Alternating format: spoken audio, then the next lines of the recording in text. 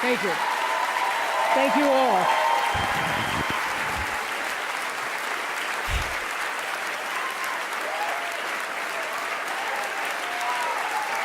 Thank you.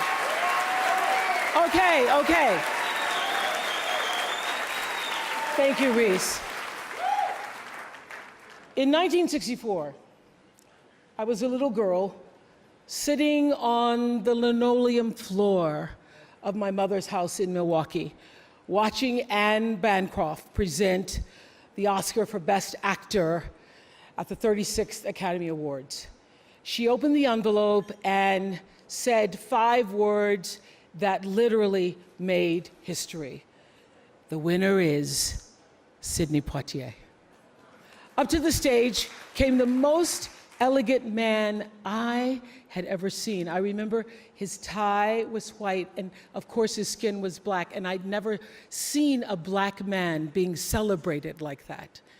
And I have tried many times to explain what a moment like that means to a little girl, a kid watching from the cheap seats as my mom came through the door, bone-tired from cleaning other people's houses. But all I can do is quote and say that the explanation in Sidney's performance in Lilies of the Field, amen, amen, amen, amen.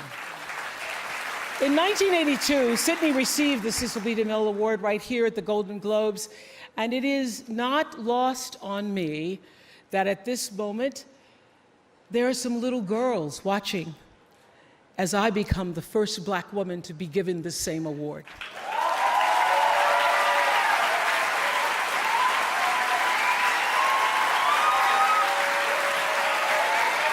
It is an honor.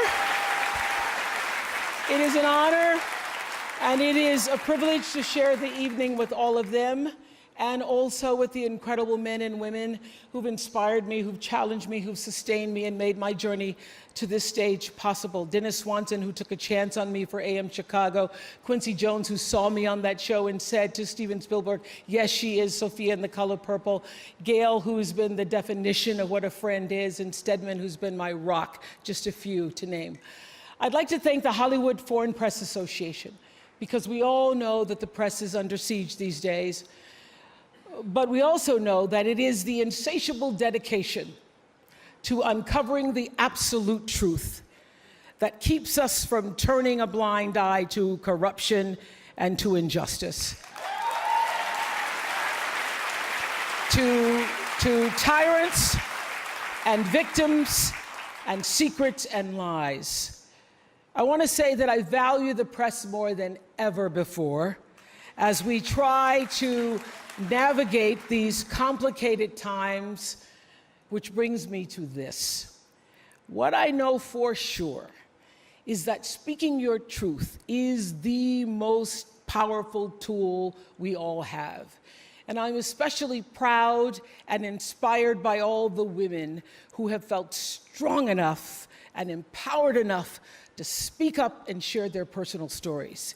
Each of us in this room are celebrated because of the stories that we tell. And this year, we became the story. But it's not just a story affecting the entertainment industry. It's one that transcends any culture, geography, race, religion, politics, or workplace.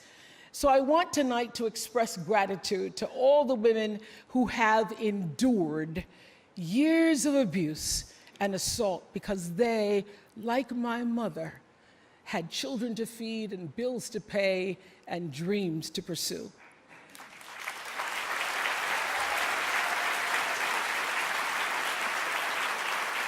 They're the women whose names we'll never know. They are domestic workers and farm workers. They are working in factories, and they work in restaurants, and they're in academia and engineering and medicine and science. They're part of the world of tech and politics and business. There are athletes in the Olympics, and there are soldiers in the military. And there's someone else, Recy Taylor. A name I know, and I think you should know too.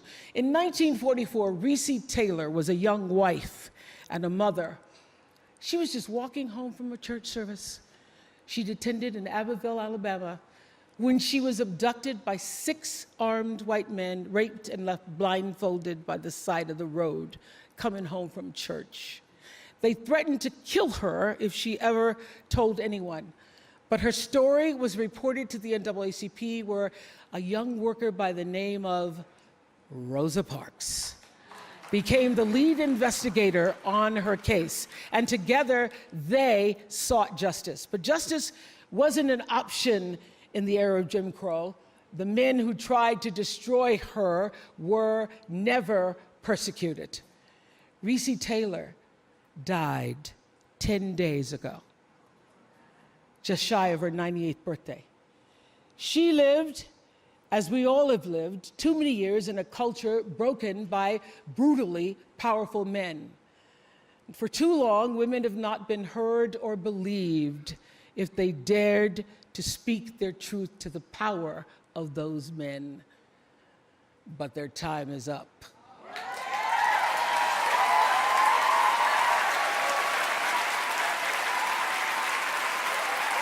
Their time is up.